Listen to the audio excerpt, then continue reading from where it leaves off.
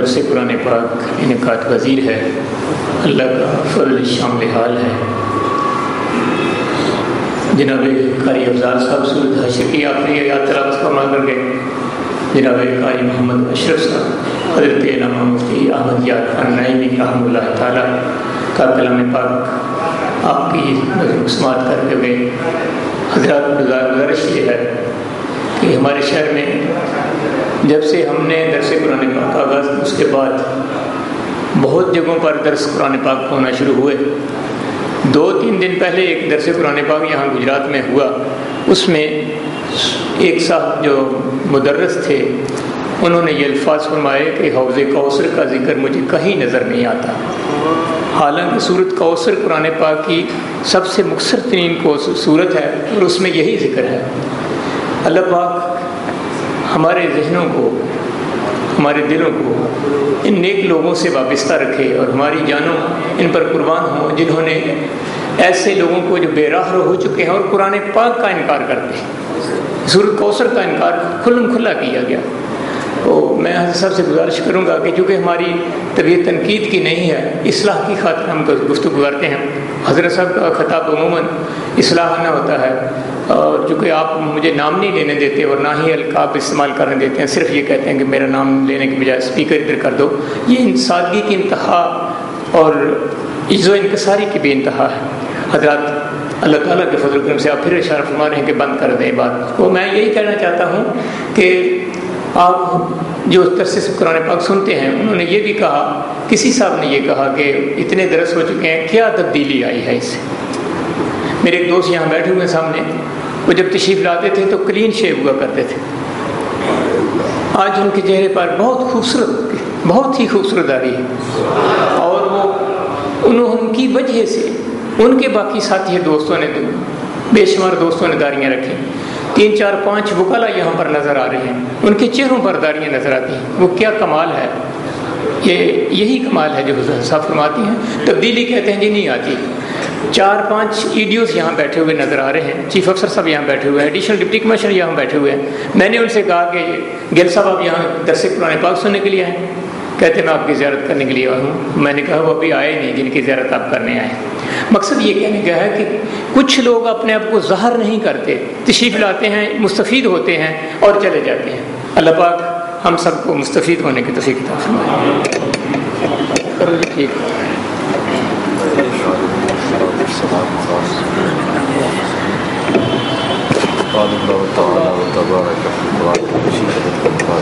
بسم اللہ الرحمن الرحیم۔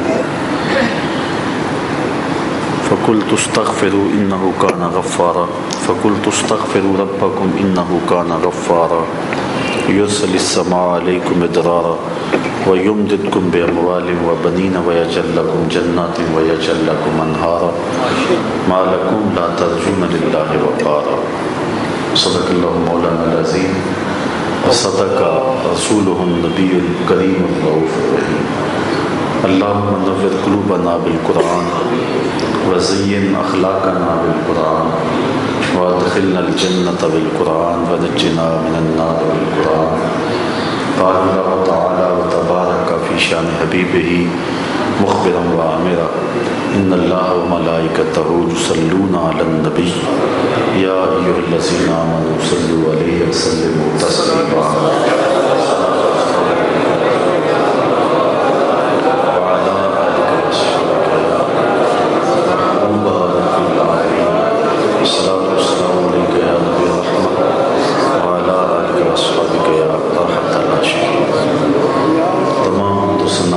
تعریف و توصیف اللہ جل مجدہ الکریم کی ذات بابرکات کے لیے جو خالق کائنات بھی ہے اور مالک شش جہان ہے۔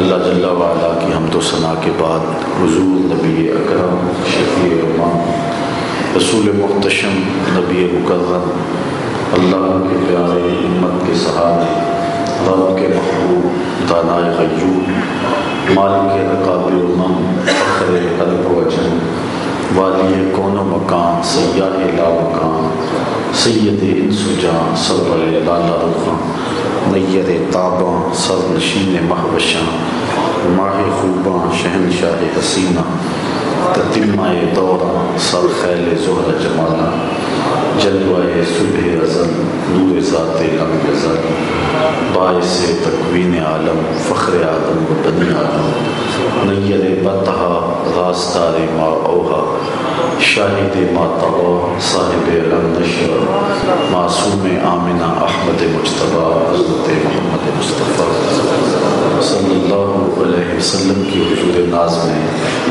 اپنی عقیدتوں، ارادتوں، محبتوں اور نیازمندیوں کا خیرات پیش کرنے کے بعد عالی مرتبت علماء کرام، صدر مجلس حضرت صاحبزادہ غلام صدیق نقشبندی صاحب زیدہ مجدو، حضرات سامعین السلام علیکم ورحمۃ اللہ وبرکاتہ۔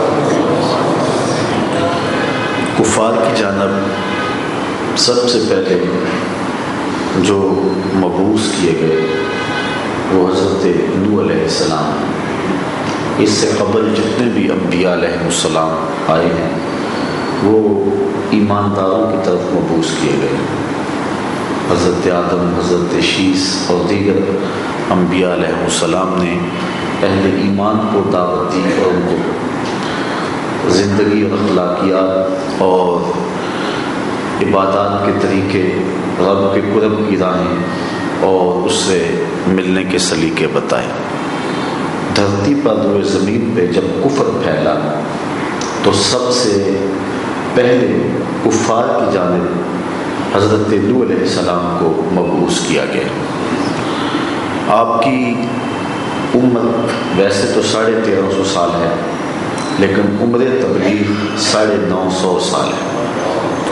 آپ نے اپنی قوم کو کہا کہ لوگوں میں تمہاری طرف اللہ کا پیغام لے کر کے آیا ہوں، کفر کی ظلمتوں سے نکل کر کے اندھیروں سے باہر آؤ اور روشنیوں کے مسافر بن جاؤ۔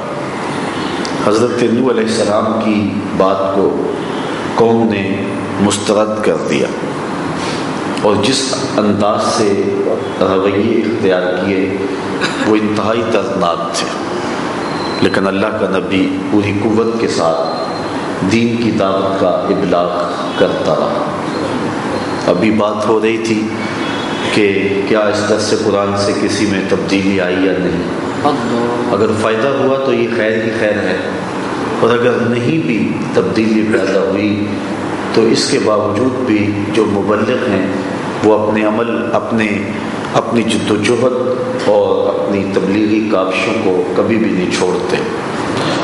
مالی دا کم پانی دینا دیو پر پر مشکم پاوے، مالک دا کم پھل پھل لانا لاوے یا نہ لاوے۔ تو وہ ہم اپنی ڈیوٹی سر انجام دے رہے ہیں۔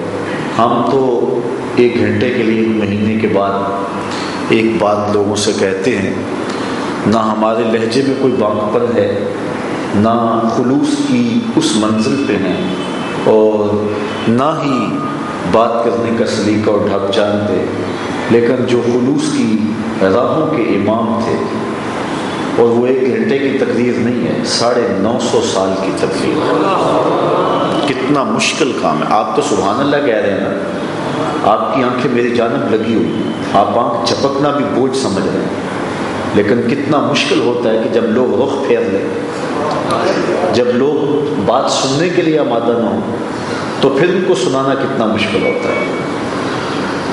آج ہمارا خطیب 1 گھنٹے کا مضمون لے کر آئے اور لوگ سبحان اللہ نہ کہیں، ہاتھ کھڑے نہ کریں، وہ نوٹ نچھاور نہ کریں، وہ 1 گھنٹے کی تقریر 15 منٹ میں سمیٹ دی جاتی ہے، اور 1 گھنٹہ بولنا مشکل ہو جاتا ہے کہ لوگوں کا رخ مقرر کی جانب نہ ہو، اس کی بات کو سمجھ نہ رہے ہوں۔ وہ کہتا ہے کہ تم بے ذوق ہو، کور ذوق ہو، تمہیں بات سننے کا سلیقہ نہیں، اتنی دور سے سفر کر کے آیا ہوں اور تم میری بات نہیں سن رہے ہو۔ 1 گھنٹہ تقریر کرنا کتنا مشکل ہو جاتا ہے جب لوگوں کا التفات نہ ہو، لوگوں کی توجہ نہ ہو، اور اللہ کے نبی نے 1 گھنٹہ تقریر نہیں کی، 950 سال خطاب کیا۔ لوگوں کا رویہ کیا ہے؟ سورہ نور اٹھائیے، اللہ اکبر، دیکھیے کتنا سخت رویہ ہے۔ حضرت نوح علیہ السلام کہتے ہیں وَإِنِّي كُلَّمَا دَعَوْتُهُمْ لِتَغْفِرَ لَهُمْ جَعَلُوا أَصَابِعَهُمْ فِي آذَانِهِمْ وَاسْتَغْشَوْا ثِيَابَهُمْ۔ اللہ، حضرت نوح اللہ کا پیغام لے کر آتے ہیں تو کافر اپنی انگلیاں اپنے کانوں میں ٹھونس لیتے ہیں، اے نوح تیری بات نہیں سنیں گے، کانوں میں انگلیاں ٹھونس لیتے ہیں، تیری بات نہیں سنیں گے. واستغشوا ثیابہم، اور اپنے کپڑے اپنے اوپر اوڑھ لیتے ہیں، اپنے منہ کے آگے چادریں کر لیتے ہیں کہ تمہیں دیکھیں گے بھی نہیں. ذرا رویوں کی درستی اور سختی ذرا دیکھیے کہ کانوں میں انگلیاں ٹھونس رہے، آنکھوں کے آگے چادر اوڑھ رہے. اے نو، نہ تجھے دیکھیں گے نہ تیری بات کو سنیں گے. اب یہ رویہ اگر آپ کا ہو تو ہمارے خطباء کا یہ رویہ میرا ہو تو میرے خطباء کا، آپ کا ہو تو میرا کیا انداز ہوگا. میں تو جلدی وما علینا الا البلاغ کہہ کے دوڑ جاؤں گا کہ میں سنانے آیا ہوں، آپ رخ ادھر کر رہے ہیں. میں سنانے آیا ہوں، آپ توجہ نہیں کر رہے. لیکن اللہ کا نبی رک جاتا ہے. اچھا میاں، کبھی تھک کے انگلیاں نکالو گے نا، جب نکالو گے تب بھی پیغام دے گے. کتنی دیر تک کانوں میں انگلیاں رکھو گے؟ آخر تو ایک دن نکالو گے. ایک دن نہیں، 2 دن نہیں، 4 دن نہیں، 950 سال حضرت نوح علیہ السلام نے لوگوں کو تبلیغ کی. تو مبلغ جو ہوتے ہیں وہ حق کے راہوں پر جب سفر شروع کرتے ہیں تو پھر یہ نہیں دیکھتے کہ اثرات کیا ہوتے ہیں، پھر اٹھنے والے قدم آگے بڑھتے رہتے ہیں. وہ تو پیچھے مڑ کے دیکھنا بھی توہین جستجو سمجھتے ہیں. تو راہ نورد شوق ہے منزل نہ کر قبول، لیلا بھی ہم نشیں ہو تو محمل نہ کر قبول. آگے بڑھتا رہنا یہی کمال ہے. اور مبلغین کو عموماً مشکلات آتی رہی ہیں. حضور علیہ السلام نے ارشاد فرمایا کہ قیامت کے دن ایسے انبیاء بھی آئیں گے کہ جن کے ساتھ 2-2 4-4 امتی ہوں. ایسے انبیاء بھی آئیں گے جن کے ساتھ کوئی امتی بھی نہیں ہوگا. اس کا یہ مطلب نہیں انہوں نے دعوت نہیں دی ہے، لوگوں تک پیغام حق کا ابلاغ کیا ہے، اس کا حق ادا کیا، لیکن لازمی نہیں کہ اگر بیج ڈالا جائے تو بیج ہی خراب ہو. کبھی زمین بھی بنجر ہوتی ہے، بیج بھی اچھا، موسم بھی ٹھیک، پانی بھی وافر، لیکن زمین میں استعداد نہیں ہوتا. انبیاء علیہ السلام نے تبلیغ کی، اس کے حق ادا کیے، قوموں نے جو رویے اختیار کیے، لیکن نبیوں نے کس پامردی کے ساتھ، کس تسلسل کے ساتھ. آپ اپنے آقا و مولا کی زندگی دیکھ لیجیے صلی اللہ علیہ وسلم. درود پڑھنے کو جی چاہتا ہے ایک ایک لمحے پہ، ایک ایک ساعت پہ، کہ حضور علیہ السلام نے کس انداز کے ساتھ لوگوں کو پیغام دیا. ایک عیسائی نوجوان نے اسلام قبول کیا، کراچی سے وہ میرے پاس گجرانوالہ میں آیا اور کہنے لگا کہ مجھے اپنے ایمان کی اتنی خوشی ہے کہ میں جو ہے وہ اتنا زار و کتار ہو رہا تھا کہ عجیب میرے پہ بھی دقت پیدا ہو گئی. تو کہنے لگا میں آپ کا شکریہ ادا کرنے آیا ہوں، میرے ایمان میں آپ کا بھی ایک حصہ ہے. میں نے کہا میں تو آپ سے شناسا ہی نہیں ہوں. تو وہ کہنے لگا کہ میں جو ہے وہ عیسائیت میں ایک کورس کرنے کے لیے گجرانوالہ کے مرکز گرجا گھر میں کچھ عرصہ رہ کے گیا ہوں. ان ایام کے اندر میں نے آپ کا ایک درس سنا تھا، تو میرے دل کے اندر یہ بات آئی تھی کہ یہ جو شخص جو کہہ رہا ہے اس میں کچھ ہے، یہ قرآن میں کچھ ہے، اور وہ بات میرے دل پہ اثر کر رہی تھی. خیر وہ سبب تو نہ بنا میرے اسلام کا، لیکن بعد میں ایک واقعہ ہوا کہ اس کے والد نے اسلام قبول کر لیا. اس کا نام لطیف شہید تھا. علامہ شاہ احمد نورانی کے ہاتھ پہ اس نے اسلام قبول کیا اور فوج میں وہ آفیسر تھا. پھر ایک محاذ پہ شہید ہو گئے. 7 دن کے بعد لاش ملی تو وہ کہتا ہے کہ جب ہم نے لاش وصول کی تو اس کے بدن سے تازہ خون کے قطرے ٹپک رہے تھے. یہ بہت بڑا سبب تھا میرے ایمان لانے کا. اس کے بعد پھر میں نے حضور کی سیرت پڑھی تو وہ کہتا ہے کہ جس چیز نے مجھے اسلام کی طرف بلایا اور جس سے سارے شکوک دور ہو گئے اور میں اسلام کی طرف آیا وہ یہ تھی کہ میں نے جب یہ واقعہ پڑھا کہ وہ بوڑھی عورت روز حضور پہ کوڑا پھینکتی تھی، تو میں نے تاریخ میں جغرافیے میں دیکھا کیا حضور کے گھر کو کوئی اور راستہ نہیں جاتا تھا کہ حضور اسی راستے سے گزرتے تھے. حضور راستہ بدل کے اپنے گھر چلے جاتے، اس راستے میں آزار کھڑی ہے، تکلیف کھڑی ہے. تو وہ کہتا ہے کہ مجھے جواب یہ ملا تاریخ سے، حضور کے گھر کو راستے تو کئی جاتے تھے لیکن حضور اس لیے راستہ نہیں بدلتے تھے کہ بڑھیا کا کوئی انتظار رہے گا. اللہ اکبر. پھر وہ دن بھی آیا کہ حضور نے دیکھا کہ آج بڑھیا چھت پہ نہیں. آس پاس سے پوچھا، کہا کہ یہ حال ہے کہ وہ بیمار ہے. تو آقا اس کے دروازے پہ دستک دیتے. وہ بڑھیا پوچھتی ہے کون؟ تو حضور نام بتاتے. تو اس نے کہا کہ میں دروازہ کھولتی ہوں، لیکن اس کا بدن کانپ رہا تھا خوف سے کہ میں اتنا جارحانہ رویہ رکھا ہے، اب میرے ساتھ کیا سلوک ہوگا. لیکن حضور نے جب دلبری کے انداز میں خوبصورتی کے ساتھ اس کی عیادت کی اور کہا کہ میں تمہیں دوائی لا کے دیتا ہوں، تو اس نے کہا کہ تیرا بولنا ہی میری دوا ہے نا۔ اللہ اکبر، اتنے اچھے اخلاق سیکھے کہاں سے ہیں؟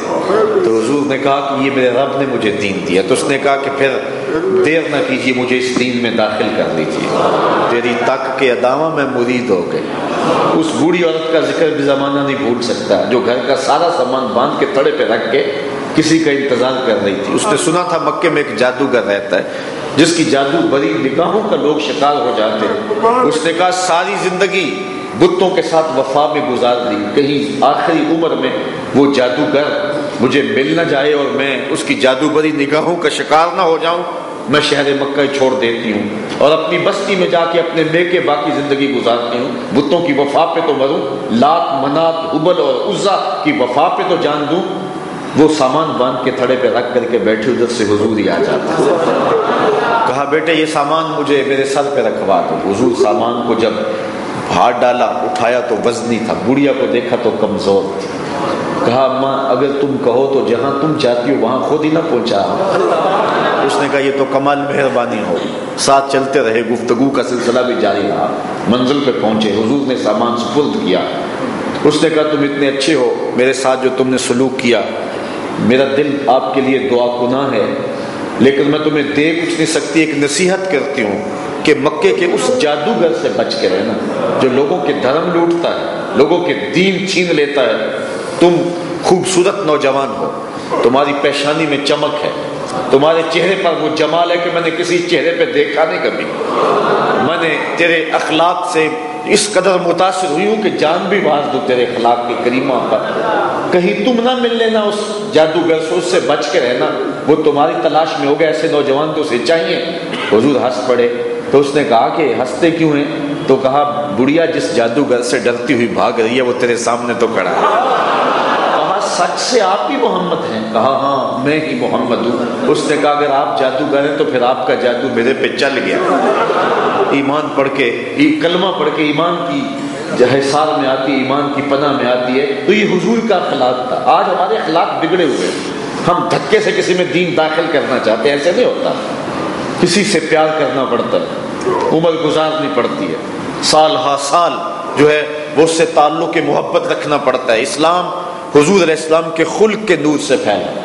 اللہ تعالیٰ ارشاد فرماتا ہے وَلَوْ كُنْتَ فَظًّا غَلِيظَ الْقَلْبِ لَانفَضُّوا مِنْ حَوْلِكَ۔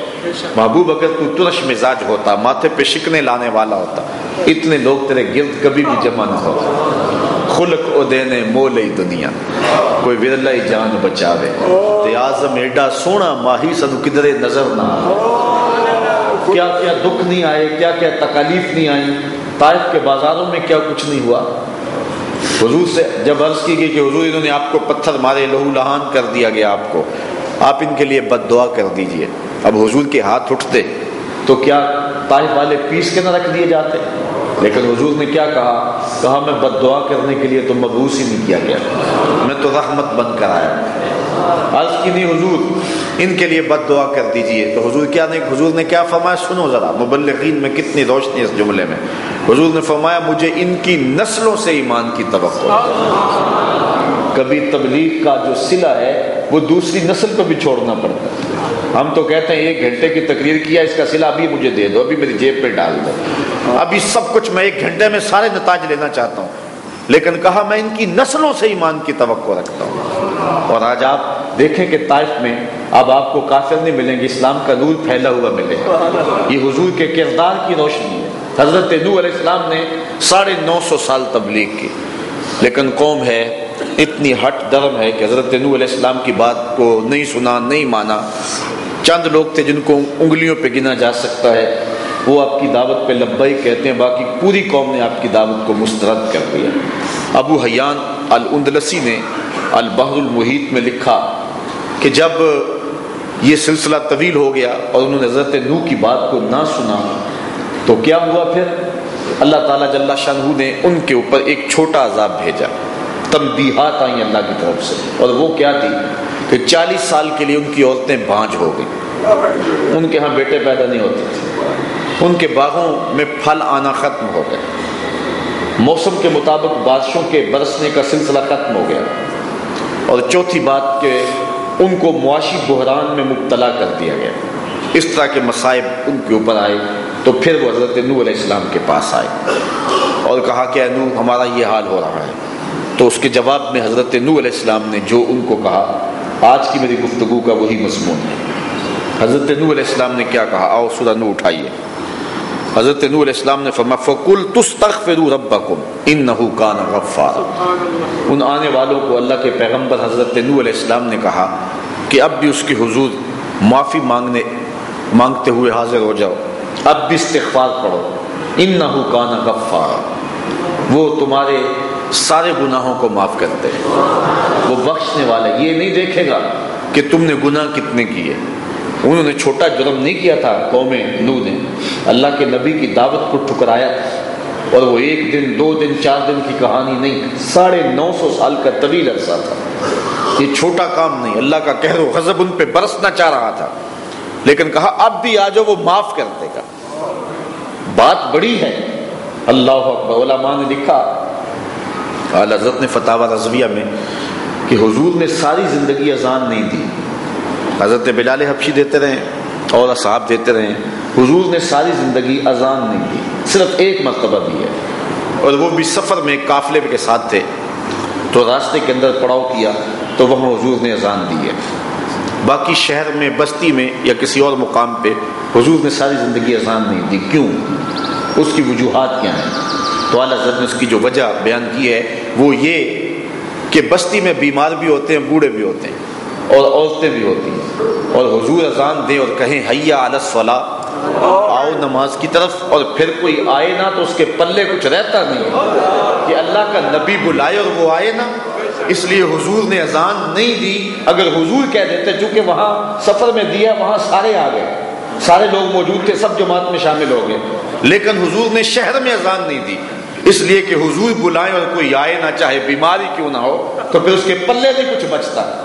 تو اللہ کا نبی 950 سال تبلیغ کرے اور لوگوں کو بلائے، اور پھر بھی وہ اللہ کے نبی کی پکار پہ نہ، یہ چھوٹا جرم تو نہیں ہے، لیکن کہا کہ جتنا بڑا جرم ہے، لیکن تم آ جاؤ اس کی چوکھٹ پہ، اب بھی آ جاؤ، وہ 950 سال کی تمہارے جبر و ظلم اور جو تم نے میری گستاخیاں کی، جو کچھ کیا، وہ سب کچھ معاف کر دے گا، اور وہ تمہارے گناہوں کو معاف کر کے تمہیں اپنے پاک بندوں کی صف میں شامل کر لے گا۔ پھر کیا ہوگا؟ یرسل السماء علیکم مدرارا، آسمان سے موسلادھار میںہ بھی برسے گا، جس سے کھیتیاں سبز ہوں گی، باغ ہرے بھرے ہوں گے، اور تمہیں ہر طرح کی معاشی خوشحالی ہوگی۔ یرسل السماء علیکم مدرارا، تم پر شراٹے دار میںہ، موسلادھار بارش برسے گا۔ پھر کیا ہوگا؟ وَيُمْدِدْكُمْ بِأَمْوَالٍ وَبَنِينَ، تجھ کو بیٹے بھی عطا کرے گا اور تم کو مال بھی عطا کرے گا۔ وَيَجْعَلْ لَكُمْ جَنَّاتٍ وَيَجْعَلْ لَكُمْ أَنْهَارًا، تمہیں باغ بھی عطا کر دے گا اور بہتی ہوئی نہریں بھی نصیب کر دے گا۔ یہ تمہاری 5 ضرورتیں ہیں، اگر تم استغفار پڑھو، اس کے حضور آ جاؤ، تو یہ تمہاری 5 کی 5 ضروریات وہ پوری کر دے گا۔ لیکن قوم نے اس کے باوجود بھی اللہ کے نبی کی بات کو، دعوت کو، اس چیز کو قبول نہ کیا، تو پھر حضرت نوح علیہ السلام نے ہاتھ اٹھا لیا۔ سورہ نوح ہی اٹھائیے، ارشاد کیا حضرت نوح علیہ السلام اللہ کی بارگاہ میں عرض گزار ہیں، وقال نوح رب لا تذر علی الارض من الکافرین دیارا انک ان تذرهم یضلوا عبادک ولا یلدوا الا فاجرا کفارا، اے اللہ کافروں کا دھرتی پہ ایک گھر بھی نہ چھوڑ، اب جو بھی پیدا ہوگا کافر اور فاجر ہی پیدا ہوگا۔ تو حضرت نوح علیہ السلام نے جب اللہ کی بارگاہ میں عرض کی تو ارشاد ہوا کہ اے نوح تم کشتی تیار کرو، پھر جو تیرے ہوں گے ان کو کشتی میں بٹھا لینا، پھر میری قدرت کے تماشے دیکھ۔ اب جب کشتی تیار کرنے لگے، قوم دائرے میں آ کے کھڑی ہو گئی، اے نوح یہ کیا کر رہے ہو؟ کہا کشتی بنا رہا ہوں۔ کہا کشتی تو پانی کے لیے ہوتی ہے، اس علاقے میں تو پانی پایا نہیں جاتا۔ کہا جب پانی آئے گا تمہیں پتہ بھی نہیں چلے گا کہاں سے آ رہا ہے۔ وہ ہنسے، تمسخر کیا، اللہ کے نبی کو نشانہ تضحیک بنایا، لیکن حضرت نوح علیہ السلام فرمایا کہ اچھا جب آئے گا پھر دیکھ لیں گے۔ وہ کہنے لگے پہلے تو پانی آئے گا ہی نہیں، اگر آ بھی گیا تو ہم پہاڑوں کی چوٹیوں پہ چلے جائیں گے۔ لیکن پھر جب میਂہ برسا اور تندور سے بھی پانی نکلا اور نیچے اوپر سے پانی برستا رہا، پھر کیا ہوا کہ پہاڑوں کی چوٹیاں بھی ڈوب گئی، بچے وہ جو حضرت نوح علیہ السلام کی کشتی میں سوار ہوئے۔ علماء فرماتے ہیں کہ حضرت نوح علیہ السلام کی قوم پر جو دوسرا عذاب آیا تھا پانی کا، وہ عذاب استیصال ہے۔ جو پہلا عذاب تھا 40 سال کے لیے مال مویشی ان کے جو ہے وہ کمزور ہو گئے، درختوں کے پھل ختم ہو گئے، عورتیں بھانج ہو گئی، معاشی بحران آ گیا، طرح طرح کی بیماریاں ظاہر ہوئی، تو یہ چھوٹا عذاب تھا، یہ اللہ کی طرف سے تنبیہ تھی۔ اس امت پر، یہ امت مستقبیہ، اس پر عذاب استیصال نہیں ہوگا، لیکن یہ جو چھوٹا عذاب ہے جس کو تنبیہ کہتے ہیں، یہ اس امت میں موجود رہے گا۔ زلزلے، قحط، آلام، مصائب، موسم میں بارشوں کا نہ ہونا اور بے موسمی بارشوں کا ہونا، سیلابوں کے ریلے، یہ طرح طرح کی مصیبتیں اس وقت پاکستان کے اندر پھیلی ہوئی دہشت گردی آپ دیکھ لیں، یہ ڈینگی کا ڈنگ ہی کنٹرول نہیں ہو رہا، یہ آپ دیکھ لیں۔ بلکہ ایک مقام پہ فرمایا کہ اگر تم اس کی نافرمانی کرو گے تو نافرمانوں کو اللہ عذاب دے گا، اور وہ عذاب کیا؟ اوپر سے بھی عذاب، نیچے سے بھی عذاب۔ اس پر مفسرین نے گفتگو کی ہے۔ اوپر سے عذاب کیا ہے؟ بارشیں ہیں، پتھر نازل ہوں گے۔ نیچے سے عذاب کیا ہے؟ زلزلے، زمین بھانج ہو جائے گی۔ یہ ہے ایک تفسیر، لیکن حضرت عبداللہ ابن عباس رضی اللہ تعالیٰ کو اس کی دوسری تفسیر کرتے ہیں۔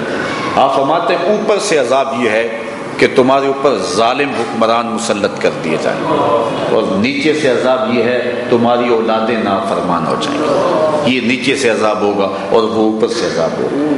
بدبخت، خائن اور غدار، مغرب کے ایجنٹ اور بدماش اور لٹیرے اور ڈاکو، اس طرح کے لوگ تخت و تاج پہ براجمان ہو جائیں تو سمجھو اللہ کے عذاب کی صورت ہے۔ یہ تنبیہ ہے اس کی طرف سے۔ ماتحت نافرمان ہو جائیں، اولادیں نافرمان ہو جائیں، جن کو پالا پوسا وہ نمک حرام ہو جائے، تو پھر سمجھو کہ یہ نیچے سے عذاب ہے۔ تو اوپر سے بھی عذاب، نیچے سے بھی عذاب۔ بلکہ سورہ انفال اٹھائی، ارشاد فرمایا وَاتَّقُوا فِتْنَةً لَا تُصِيبَنَّ الَّذِينَ ظَلَمُوا مِنْكُمْ خَاصَّةً وَاعْلَمُوا أَنَّ اللَّهَ شَدِيدُ الْعِقَابِ۔ ارشاد فرمایا اس فتنے سے بچ جاؤ جس فتنے کا شکار ظالم تو ظالم غیر ظالم بھی ہوں گے۔